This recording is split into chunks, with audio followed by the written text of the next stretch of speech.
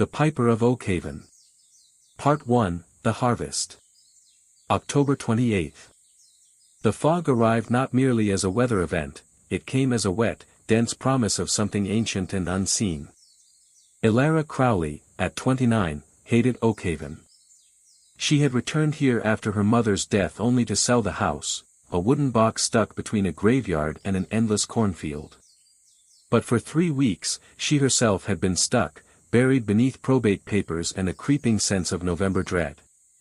In this town, lost deep in the heart of New England, Halloween was not a carnival of plastic masks and candy.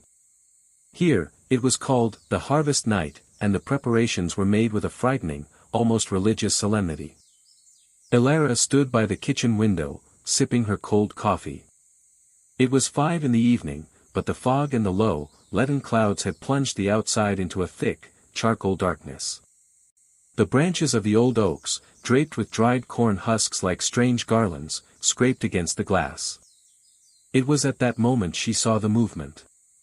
Not the wind, not a shadow, but something walking along the path where the hedge used to be. It was a silhouette, too tall and too thin to be a man, hunched as if carrying an unbearable weight on its back. It didn't step, it slid across the wet gravel. The figure stopped right beside the maple tree Elara remembered from her childhood. On the maple's branches, instead of typical jack-o'-lanterns, hung dozens of old, blackened wooden dolls. They were simple, faceless effigies, with stick arms and bodies made of dense sacking. The silhouette raised a hand. A sound drifted out of the fog. It was a flute. Or, rather, a pipe, an instrument that sounded too sharp and piercing for the otherwise tranquil landscape. The melody was as old as the soil of Oakhaven itself, slow, lulling, and sickeningly joyful, like a lullaby for the dead. When the figure lowered its hand, one doll was gone from the maple tree. The fog thickened, swallowing the outline. The pipe fell silent. Elara felt the coffee scald her palm, yet she couldn't tear her gaze from the spot where the silhouette had stood. "It's just an old man. Neighbors getting ready for their ridiculous harvest," she whispered aloud, her voice trembling. But old men didn't slide. And the dolls hanging on the maple were not just decorations. They resembled something. Something small. Elara quickly dressed, heavy boots, her mother's old cloak. Grabbing a flashlight, she stepped out into the gloom. The cold, decaying smell of the fog hit her face. The gravel crunched under her feet. By the maple tree, she noticed the ground was worn down. There were 9 dolls, not 10, as she'd first thought. They hung on a thick rope wrapped around the branch, swaying slightly as if listening. She shone the flashlight on them. Every doll was identical, a dense sack stuffed with straw, tied with twine. But on the chest of each, beneath the sacking, Elara discerned tiny, barely noticeable marks embroidered with red thread. Symbols. Not letters. Stylized drawings, a star, a circle, a bird. She hurried back inside. The cold had permeated her bones. Turning on the old computer, she found the local Oakhaven archives. Under the heading, Oakhaven Folklore and Traditions, she found a mention. Annually, on the eve of the harvest night, before the great bonfire, the village elders gather the 10 effigies, the 10 effigies. These dolls symbolize. The rest of the page was torn away. In place of the torn text, Elara found an old, scanned newspaper clipping from 1957. It was yellow and brittle, with a title in archaic script. Oakhaven and the Mystery of the Missing Birds. The article recounted a strange series of disappearances in October 1957.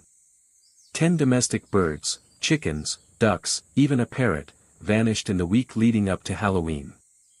Local police were reportedly baffled and leaned toward a stray coyote theory. But the final paragraph held a strange comment, attributed to an old local farmer. "It's not a coyote. It's the Piper. Every year, the Piper takes what is owed to keep us safe, and none of the townspeople should speak of it. He calls, and they leave. Birds. Or children. It makes no difference. Elara gasped. She leaned back in her chair. The Piper. The one she had seen by the maple tree. He had made a calling sound. And he had taken one of the 10 dolls. The dolls symbolize, what did they symbolize? She grabbed her phone. The only person she had spoken to since arriving was Dean Hennessy, the local sheriff. Dean, it's Elara. Are you in town? Elara, of course. We have a meeting about holiday safety today. What's wrong? You sound like you've seen a ghost. I saw someone. Or something.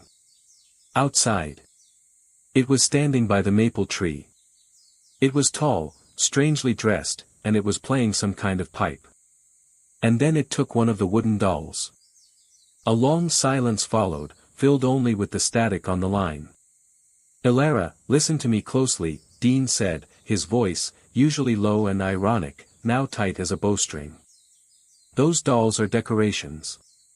It's a local tradition. Just stay away from other people's yards. Tomorrow is the harvest night. Don't interfere. But there are 10 of them, Dean. 10 effigies. And I found an old article about 10 missing birds in 57. And about someone called the Piper. Elara, Dean's voice grew harder. You're reading old folklore. This is Oakhaven. We have our rules. It's just a story. Go to bed. He hung up. Elara stared at the flickering screen with the 1957 clipping. The sheriff hadn't just dismissed her, he was scared. She locked all the doors and windows. The night outside grew absolutely silent, swallowed by the fog. She had 3 days left until October 31st. She decided she wouldn't sleep. She had to find out what those 10 effigies symbolized. Part 2, Whispers and Twine. October 29th. The Day of the Dolls. In the morning, the fog lifted slightly, revealing a town that seemed artificially aged. Oakhaven was a town that never tore down the old. Houses were clad in cedar blackened by time, the streets were cobblestone, and the telephone wires sagged like tired veins. Elara went into town. She parked by The Haven, the only cafe that served decent coffee. Inside, it was warm, smelling of cinnamon and damp wood. Behind the counter was Mrs. Bradshaw, a woman whose face was etched with wrinkles like a topographical map. She was the keeper of local history and gossip. Elara ordered coffee and began cautiously, Mrs. Bradshaw, I found an old record about the 10 effigies. Do you know what they are? Mrs. Bradshaw stopped wiping a glass. Her gaze, usually dull, became sharp and cold as a shard of ice. Oakhaven is rich in tradition, dear, she murmured slowly. On the harvest night, we remember that you must give to receive. That is all you need to know. Give what? And why 10? And why do they look so sinister? Mrs. Bradshaw leaned forward. The smell of cinnamon was replaced by the scent of old tobacco. You remember your mother, right? How she loved this town, but never spoke of its past. She said it was a closed place. That we kept our own secrets. Your great-grandfather, Elijah Crowley, was one of the founders, dear. He knew the cost. And he paid it. The 10 dolls are a tithe. Each doll symbolizes one of the 10 covenants. The 10 laws by which this town exists. And every year, the Piper comes to check if they have been honored. If not, she trailed off. If not. Elara felt a shiver run down her arm. If not, he takes something he likes, and replaces the doll. That's why there are always 10. It's the balance. He took a doll last night, Elara said. I saw it. What did he take? What did he replace it with? Mrs. Bradshaw let out a long, weary sigh. She pushed the mug of coffee toward Elara. Go to the old crypt. The graveyard. Your great-grandfather, Elijah. He was a very meticulous man. He left something for those who would come after him. If you want to know, go there. But know this, Elara, knowledge in Oakhaven is a curse, not a blessing. The Crowley crypt was located in the oldest, most overgrown part of the graveyard, where the headstones leaned like drunken soldiers. It was a massive granite mausoleum, sealed by a heavy, wrought iron door covered in rust. Above the door, carved into the stone, was the same stylized bird Elara had seen on the chest of one of the dolls. The lock, to her surprise, was not modern. It was an old mechanism, and Elara found an antique, cast-iron key in the pocket of her mother's cloak. The key fit. The door scraped open, releasing a smell of mold, dust, and something sickly sweet and suffocating, like decomposed honey. Inside stood 3 sarcophagi, Elijah, his wife, and his son. But in the corner, on a small granite table, lay a leather-bound book that looked like a journal. The Chronicle of Covenants, read the inscription on the cover. Elara quickly flipped through the pages, written in ink that had miraculously held fast. It was a log kept since 1780. On the last page, written in Elijah Crowley's neat, old script, were the 10 covenants. The covenant of fidelity, do not lie to the community. The covenant of labor, contribute to the harvest. The covenant of family, protect the offspring. The covenant of blood, do not break the line. The covenant of earth, take no more than you need.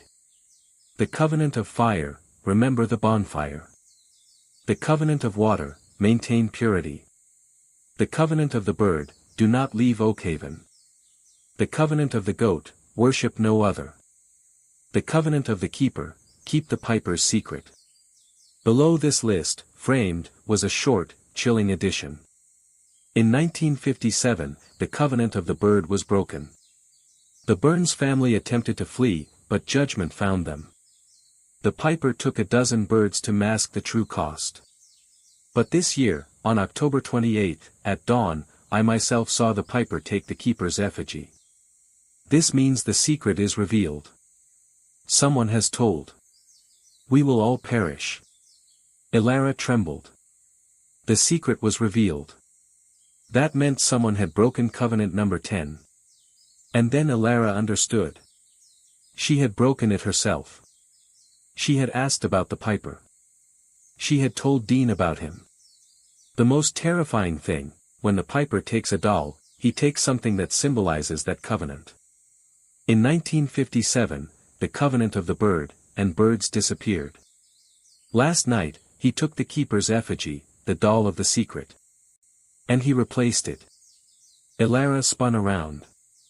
In the corner of the crypt, where there was no draft, stood a new doll. It wasn't made of sacking. It was made of paper. Old, crumpled paper. And her name was embroidered on it with red thread. Elara. The piper hadn't taken something. He replaced it. He took the symbol of the secret and replaced it with a symbol that was to become the new secret. She shouldn't have seen this. Part 3, The Call from the Corn. October 30th.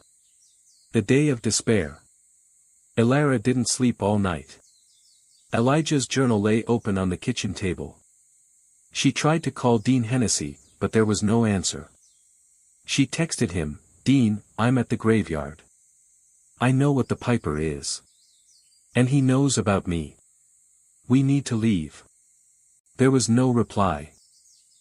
At noon, she decided to drive. But when she started her mother's old SUV, the engine made a horrible, grinding sound and died. She opened the hood. The wiring had been cut.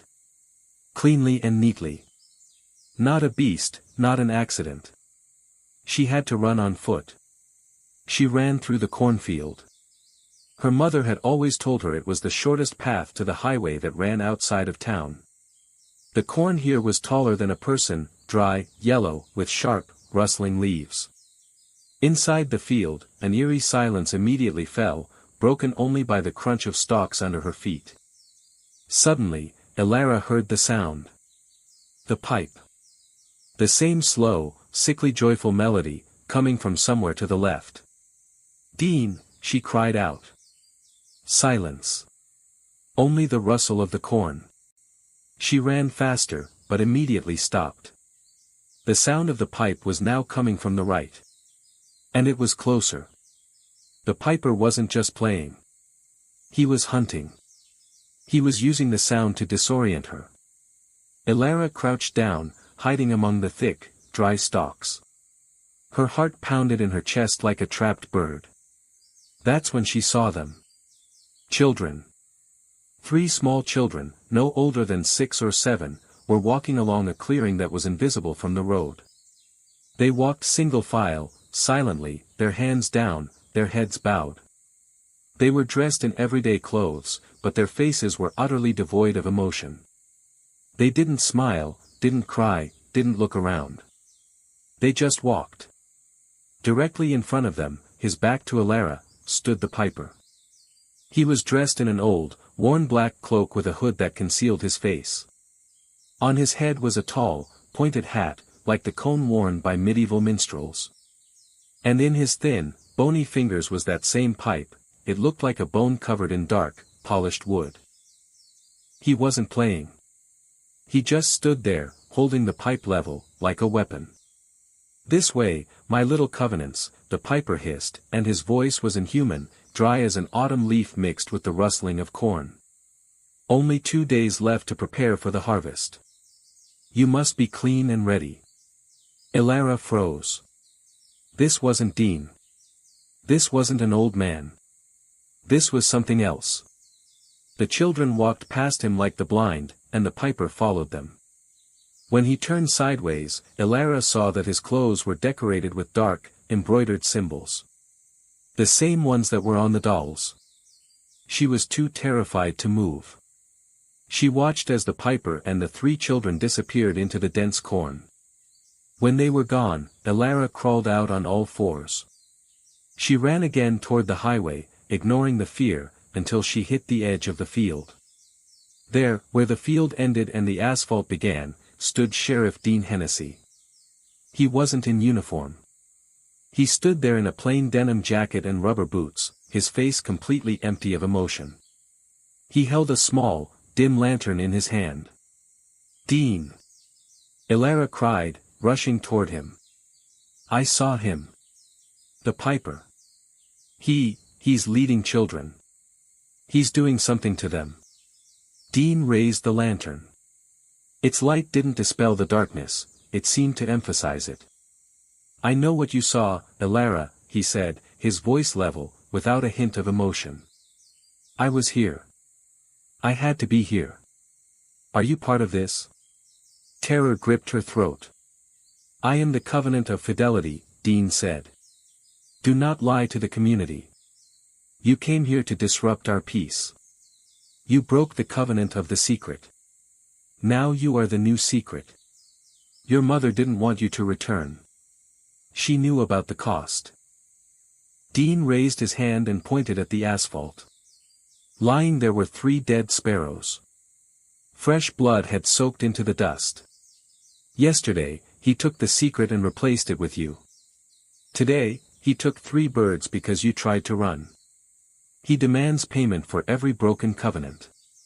And tomorrow is the harvest night. There are only 7 dolls left, Elara. 7 covenants not yet broken.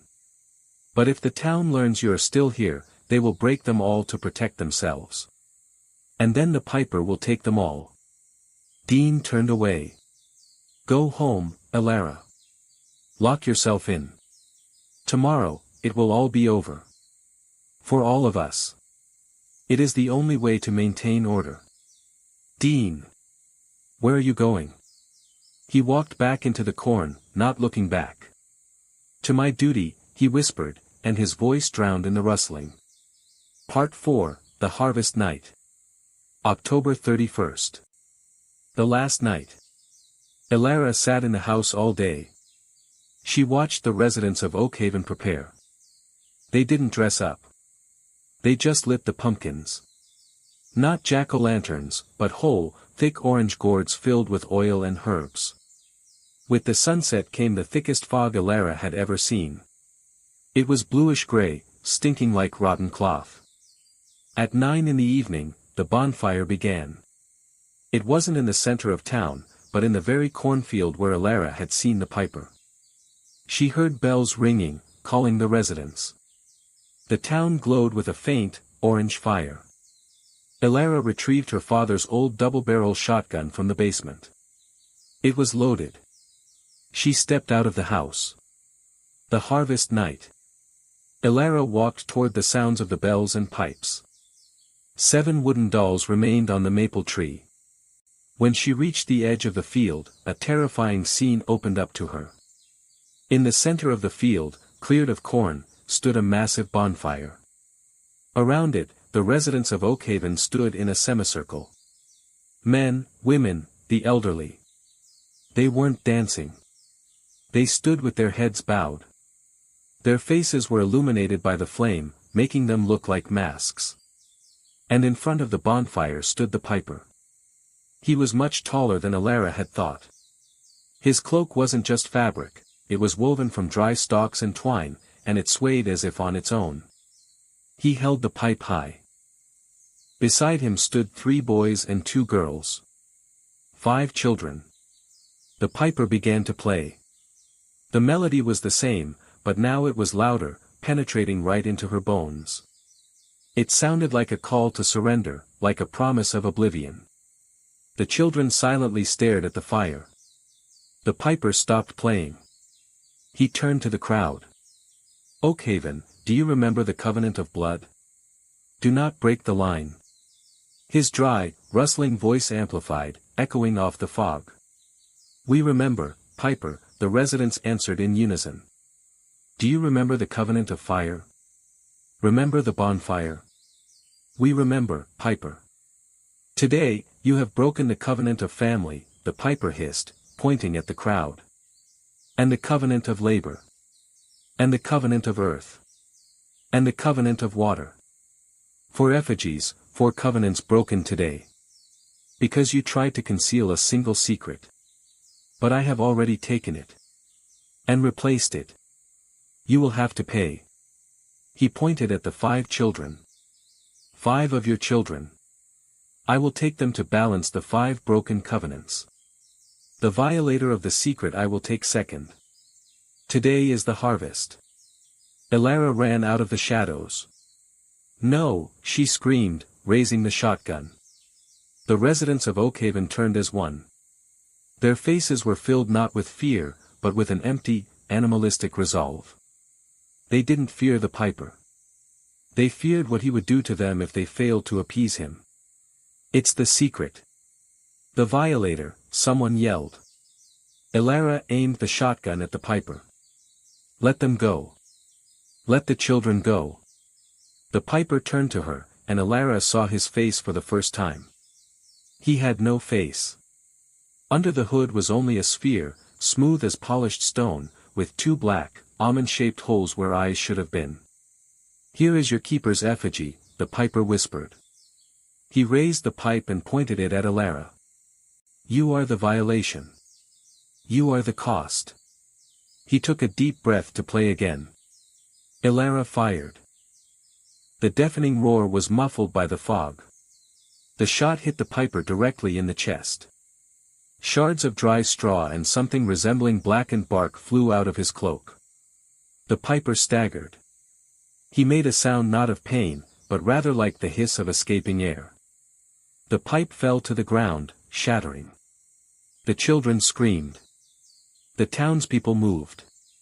Elara fired a second time. A second hit. The piper collapsed. The residents of Oakhaven cried out not in joy, but in horror. She killed him. He won't protect us. We are all doomed, they screamed, rushing toward Elara like a pack of mad dogs. Elara ran. She couldn't stop them. She dropped the shotgun and ran through the cornfield, which now seemed like an endless labyrinth. In the fog, somewhere behind her, she heard the cries of the residents and the weeping of the children. And then, a deathly silence. She ran until she collapsed, exhausted, onto the asphalt of the highway. When she caught her breath, she saw that the cornfield and the town of Oakhaven were enveloped in a thick, impenetrable fog. No sound. No fire. No screams. Oakhaven had vanished. Elara looked around. On the highway, at the edge of the fog, lay the discarded cast-iron key to the Crowley crypt. She picked it up. A tiny, barely visible bird was engraved on the key. Epilogue, November 1st. Elara couldn't convince the police. There was no town of Oakhaven on their maps. Only an old, abandoned plot of land where a farm was rumored to have once been. She stayed in a motel in a neighboring town, unable to sleep. When she turned on the television, the news was running. Last night, on Halloween, a mass disappearance occurred in a suburban area. A family of 5 was missing. 3 children and their parents. They vanished without a trace. Elara turned off the television. She walked to the window. Rain was falling, washing away the remnants of autumn. She knew they were safe. The children. They had been saved. But at what cost? She opened the newspaper she had taken from the motel. There was a photograph of a missing child, a little girl. Elara recognized her. She was one of the 5. In the photo, the girl was tightly clutching an old, faceless doll made of sacking. The doll looked exactly like those that had hung on the maple in Oakhaven. And then Elara saw something else. In the corner of the page, in the local classified section, a small, yet strange message was printed. Property for sale. Antique house. Needs repair. Near a maple tree. The price is a secret. Elara felt the cold return. She knew the Piper wasn't dead. She knew he had simply moved. He had gone to start anew. And now he was looking for a new keeper. A new one who would not break his covenant of the keeper. She squeezed the cast-iron key in her hand. It belonged to her now.